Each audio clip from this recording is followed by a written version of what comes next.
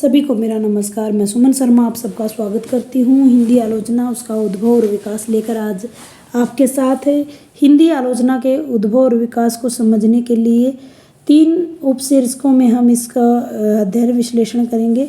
सबसे पहले को हम इसका आधार बिंदु हम आचार्य रामचंद्र शुक्ल जी को मानते हैं। तो आचार्य रामचंद्र शुक्ल के युग से पहले की आलोचना यानी शुक्ल पूर्व हिंदी आलोचना, शुक्ल युगीन हिंदी आलोचना और शुक्लोत्तर हिंदी आलोचना। आइए इनका विवेचन कर लेते हैं। शुक्ल पूर्व हिंदी आलोचना का वास्तविक सूत्रपात भारतेंदु युग में हिंदी नाटकों में पत्र पत्रिकाओं के माध्यम से होता है। भारतेंदु ने 1863 में नाटक शीर्षक से निबंध में नाटक का शास्त्रीय विवेचन और इतिहास 60 पृष्ठों में प्रस्तुत किया। हिंदी की व्यावहारिक आलोचना की शुरुआत यहीं से मानी जाती है। भारतेंदु युग में भारतेंदु, प्रेमगन और बालकृष्ण भट्ट इन तीनों को व्यावहारिक और सैद्धांतिक आलोचना का श्री गणेश करने वाला माना जाता है। 1886 में लाला श्रीनिवास के नाटक संयोगिता स्वयंवर की आलोचना बालकृष्ण भट्ट ने हिंदी प्रदीप पत्रिका में की और बद्री नारायण चौधरी प्रेमगन ने आनंद कादम्बिनी में की। सरस्वती पत्रिका, जो कि इलाहाबाद से, सुदर्शन बनारस से, समालोचक जयपुर से निकलने वाली पत्रिकाएं थी, इनमें हिंदी नाटक के उद्भव और विकास का सांगनीय यानी प्रशंसनीय योगदान रहा। भारतेंदु युग की आलोचना विकसित हुई, जिसमें रीतिकालीन लक्षण ग्रंथों की परंपरा, लिखित सैद्धांतिक आलोचना है, जिसमें ज्वाला स्वरूप कृत रुद्र पिंगल 1869 में,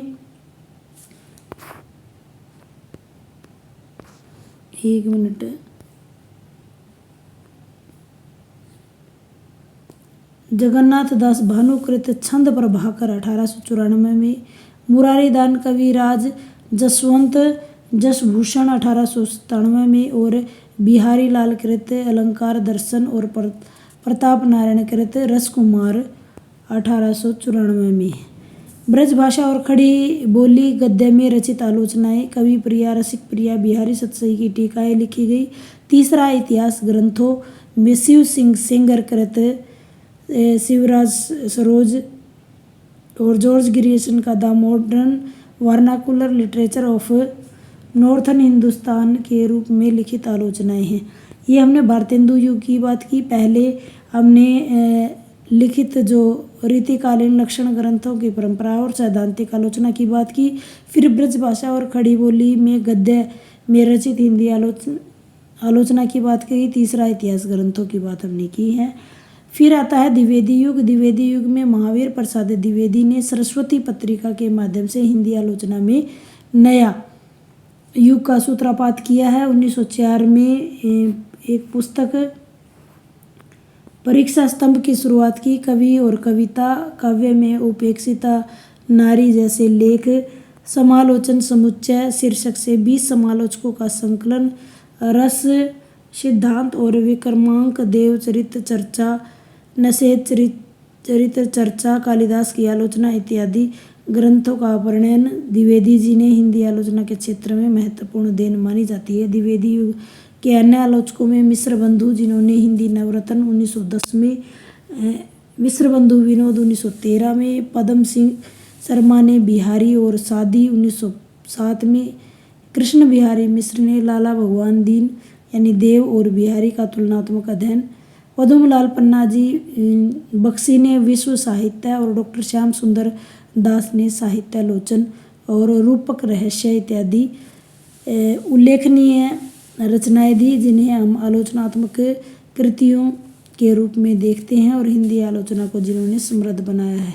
जगन्नाथ लाल रत्नाकर ने समालोचना दर्शन यानी अंग्रेजी में ऐसे ऑन क्रिटिसिज्म का अनुवाद किया है, जिससे हिंदी में पाश्चात्य समीक्षा सिद्धांतों का मार्ग प्रशस्त हो पाया। डॉक्टर श्याम सुंदर दास ने गणवेशनात्मक आलोचना यानी तुलसी और भारतेंदु पर लिखकर आलोचना के नए मापदंड प्रस्तुत किए। आइए बात कर लेते हैं शुक्ल युगीन हिंदी आलोचना की। हिंदी आलोचना के क्षेत्र में शुक्ल जी का आगमन एक क्रांतिकारी घटना थी। इसके साथ ही हिंदी आलोचना के संसार में एक नए युग की उपस्थिति हुई, जहाँ चिंतन प्रधान आलोचना का सूत्रपात हुआ। वहीं आलोचना के सैद्धांतिक और व्यवहारिक दोनों पक्षों को अपनाया गया।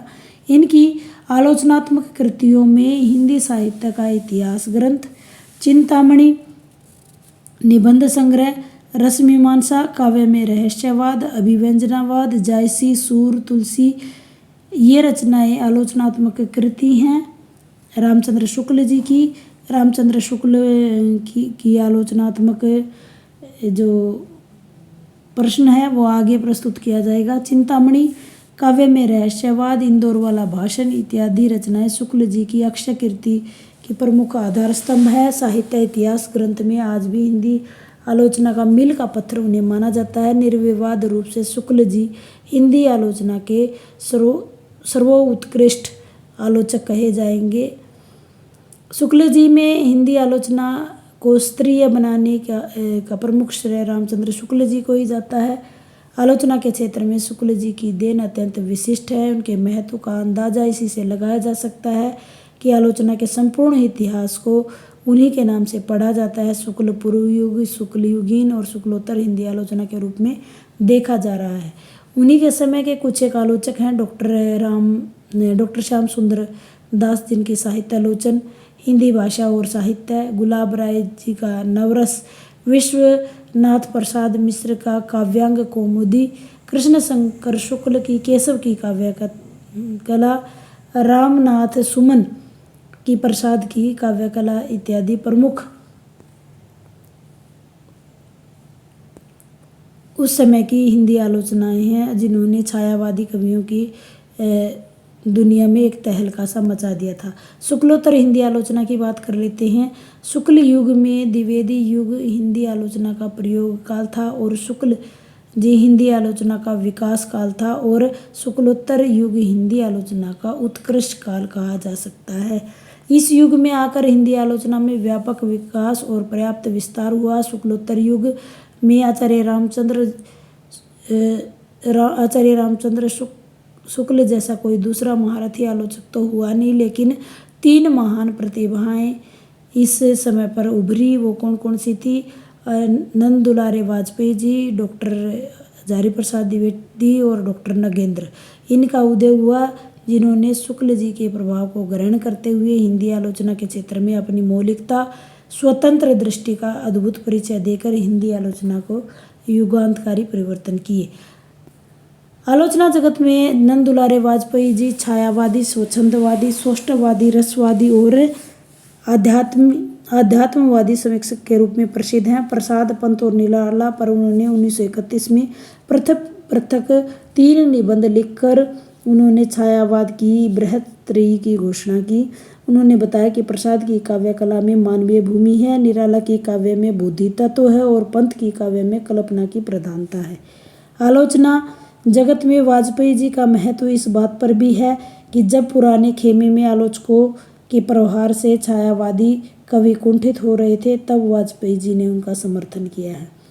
शुक्लोत्तर युग में आलोचकों में डॉक्टर हजारी प्रसाद द्विवेदी दूसरे दिग्गज आलोचक माने जाते हैं। शुक्ल संस्थान के आलोचक होते हुए भी द्विवेदी जी ने अपनी मानवतावादी दृष्टिकोण और ऐतिहासिक पद्धति के कारण उनसे अलग हैं। मानवतावादी समीक्षक के रूप में ख्यात द्विवेदी जी विचारों के समीक्षक यानी क्रिटिकल आइडियाज हैं।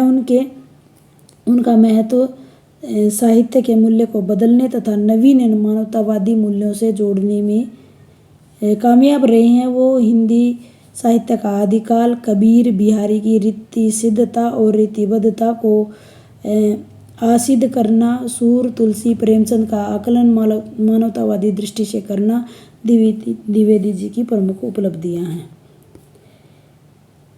इन मुख्य धुरंधर आलोचकों के अतिरिक्त शुक्लोत्तर युग में कुछ एक और विद्वान रहे हैं, जैसे पंडित विश्व प्रसाद मिश्र, जिन्होंने बिहारी वाङ्मय विमर्श और हिंदी साहित्य का अतीत जैसी आलोचनाएं लिखी हैं। कृष्ण शंकर शुक्ल जी ने रत्नाकर और केशव के ऊपर, शांति प्रिय द्विवेदी ने काव्योचित भाषा में आलोचना लिखने के कारण चर्चित हैं। गुलाब राय जी ने व्यवहारिक समीक्षा इत्यादि आलोचनाएं लिखी हैं। इनके महत्व को भी हम नकार नहीं सकते। आगे चलकर हिंदी आलोचना में अनेक मुख्य धाराएं प्रस्फुटित हुई, जिससे हिंदी आलोचना में बहुविधि विकास हुआ। जैसे मार्क्सवादी आलोचना रामविलास शर्मा और डॉक्टर नामवर सिंह, व्यक्तिवादी आलोचना अज्ञे शाही और रामस्वरूप चतुर्वेदी, शैली मनोवैज्ञानिक आलोचना रविंद्रनाथ श्रीवास्तव और विद्या निवास मिश्र इत्यादि प्रमुख हैं।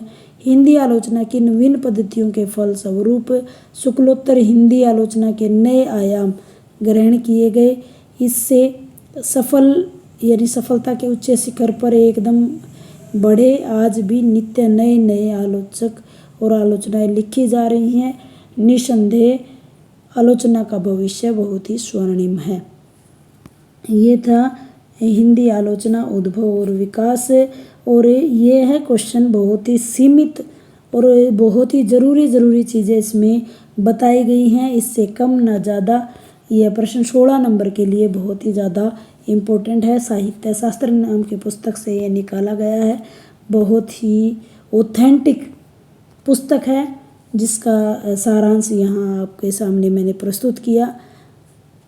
उम्मीद करती हूँ मेरा प्रयास आप सबके लिए बहुत ज़्यादा लाभदायक सिद्ध रहेगा। इसकी भी PDF मैं डिस्क्रिप्शन बॉक्स में लगा दूँगी, जो आपके अध्ययन यानी आपके क्वेश्चन लिखने और इसको आगे बढ़ाने में लाभदायक सिद्ध रहेगी। धन्यवाद जी।